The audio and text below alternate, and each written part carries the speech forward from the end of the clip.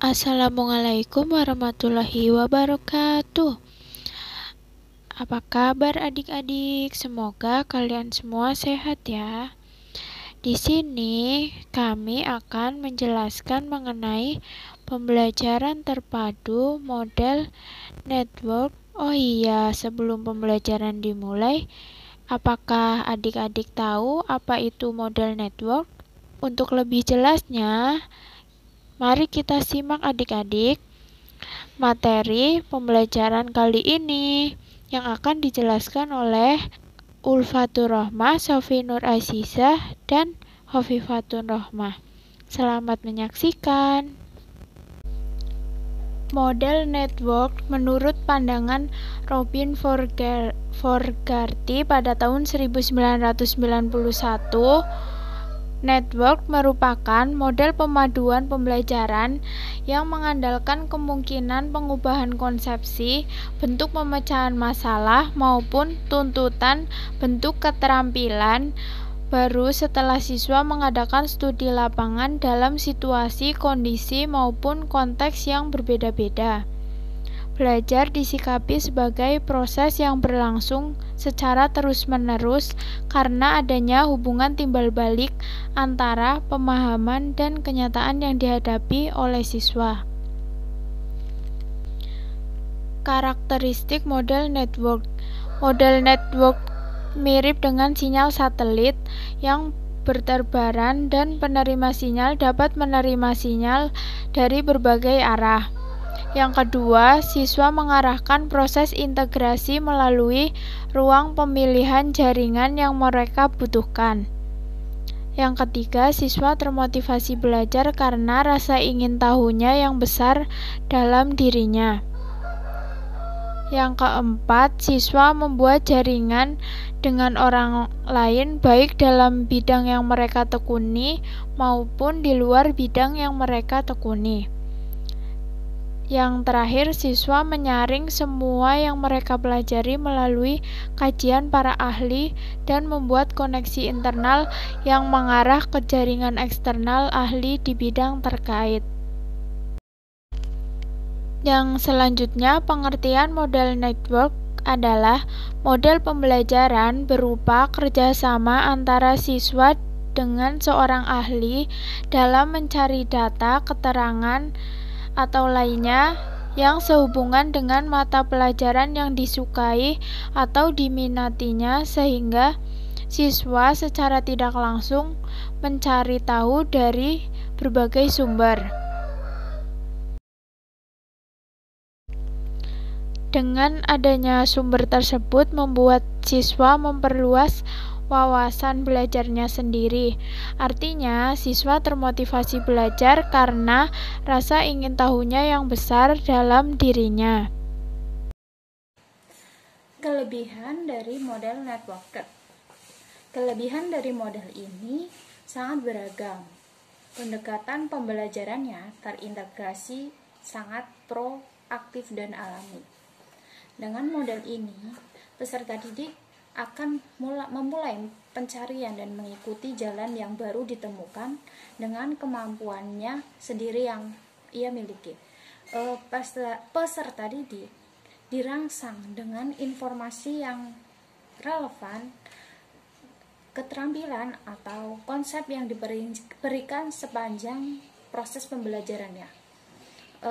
Nilai tambahan dari model jaringan ini bagaimanapun tidak bisa dipaksakan pada peserta didik, melainkan harus muncul dalam diri peserta didik masing-masing.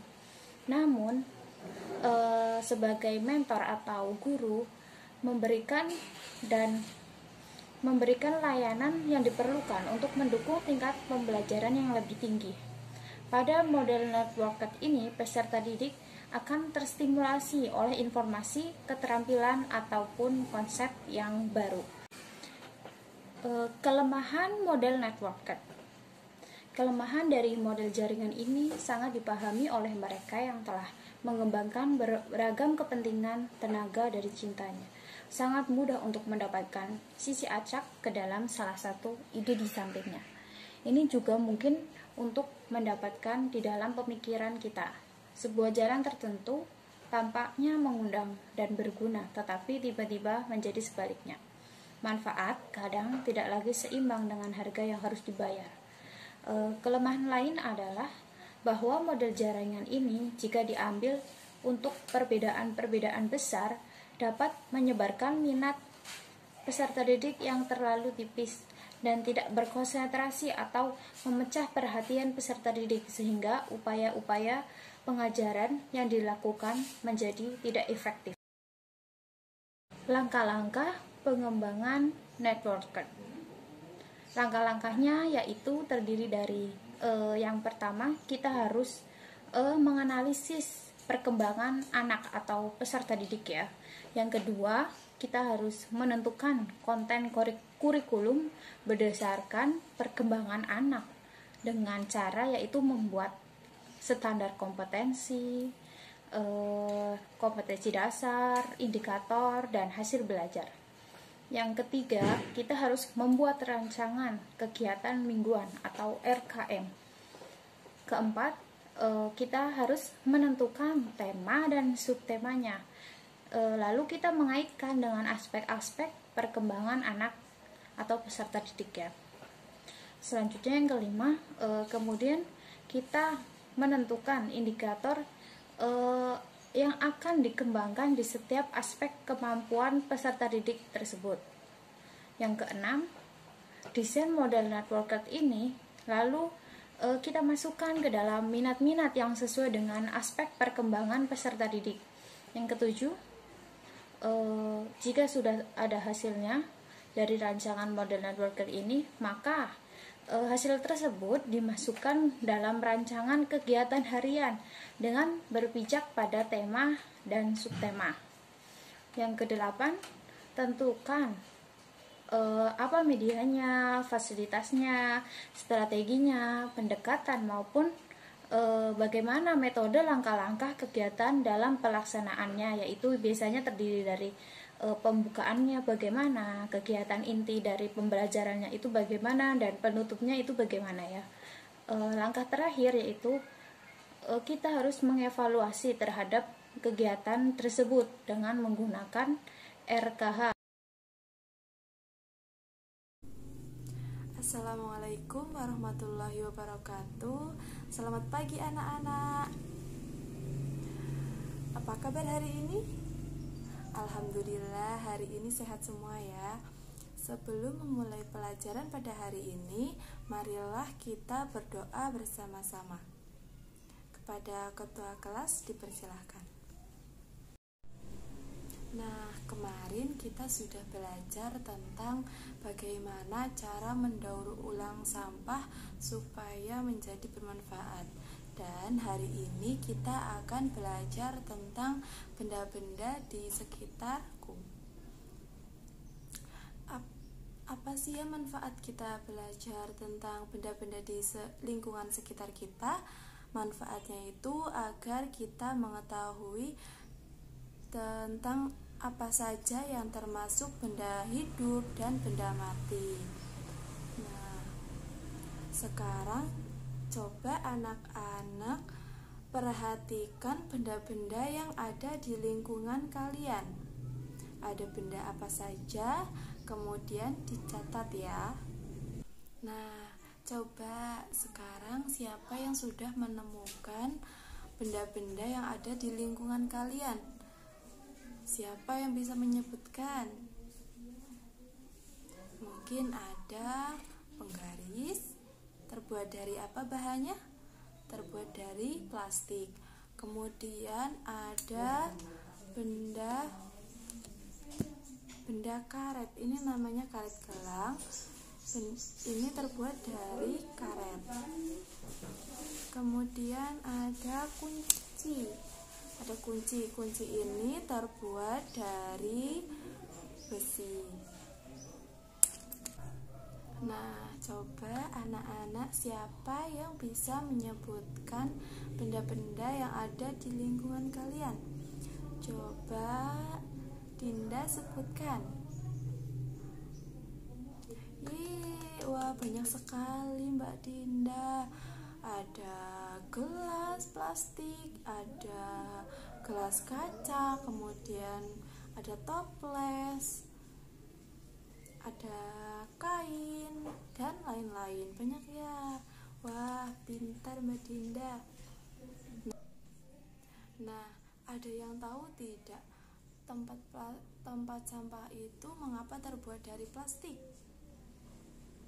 Ada yang bisa menjawabnya? Ya, tempat sampah terbuat dari plastik agar memudahkan kita untuk menggunakannya, jadi lebih ringan, kemudian lebih mudah digunakan, dan dapat jika nanti sudah rusak atau pecah, nanti itu bisa didaur ulang kembali. Ada yang tahu tidak, apakah tempat sampah ada yang terbuat dari bahan lainnya? Jadi tempat sampah itu bisa terbuat dari banyak bahan benda. Misalnya itu seperti kardus juga bisa. Kemudian ada yang terbuat dari kayu juga bisa. Ada juga yang terbuat dari aluminium atau seng. Nah, itu gunanya itu untuk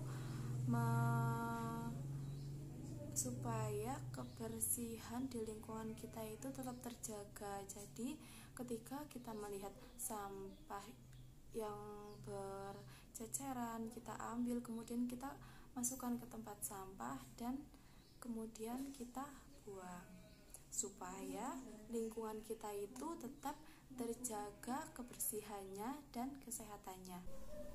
Nah, kebersihan lingkungan di sekolah maupun di rumah itu sangat penting. Mengapa? Karena selain untuk kenyamanan siswa dalam belajar, juga agar terlihat lebih indah dan nyaman dalam belajar.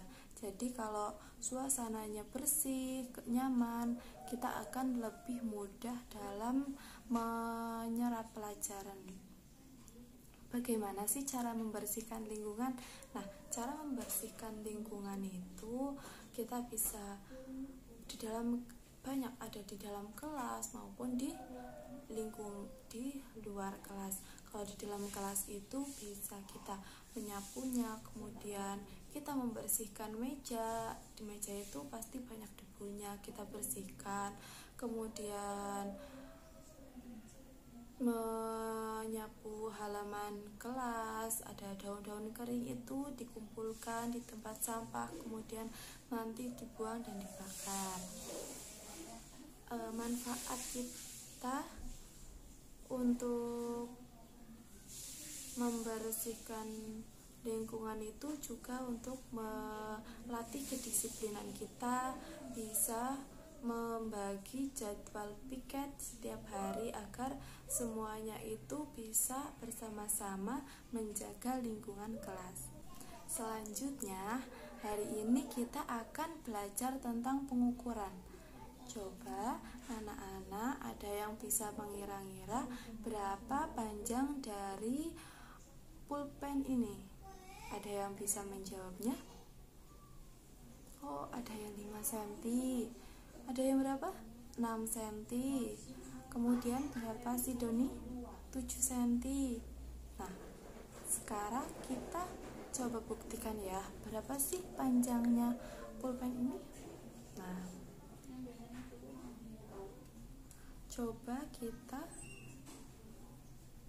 oh ternyata setelah kita cara pengukurnya itu kita sediakan penggaris, kemudian ada pulpen yang akan kita ukur. Taruh bendanya di sini yang akan kita ukur, kemudian kita perhatikan. Kita mulai dari angka 0, kemudian sampai angka berapakah? Dan ternyata pulpen ini panjangnya itu 15 cm. Jadi cara mengukurnya mudah kan anak-anak? Sangat mudah sekali, tinggal kita letakkan benda yang akan diukur, kemudian kita lihat berapa panjangnya, 15 cm. Nah, tadi kita sudah mengira-ngirakan panjang dari pulpen ini, dan ternyata pengukuran hasil dari kira-kira kita dengan hasil yang aslinya itu ternyata berbeda jauh ya. Tadi ada yang bilang terakhir itu paling panjang itu 7 cm, dan ternyata hasil yang benar itu 15 cm. Satuan panjang dari yang terbesar itu ada kilometer, hektometer, dekameter, meter, sentimeter, dan milimeter. Dan biasanya kita menggunakan pengukuran yang standar itu biasanya menggunakan sentimeter. Adapun milimeter itu untuk mengukur benda yang sangat kecil. Biasanya itu penggaris, ini ada penggaris plastik, panjangnya itu 20 cm. Ada juga yang 30 cm, dan biasanya kalau yang kayu yang besar itu panjangnya 1 meter. Hari ini kita sudah belajar apa saja anak-anak? Ada yang bisa menceritakan kembali apa saja pelajaran yang kita dapat hari ini? Ya, hari ini kita sudah belajar tentang benda-benda yang ada di lingkungan sekitar kita. Ada tentang benda hidup, kemudian benda mati, dan bahan-bahan pembuatnya. Ada yang terbuat dari plastik, kemudian ada juga yang terbuat dari karet, dan ada juga yang terbuat dari besi.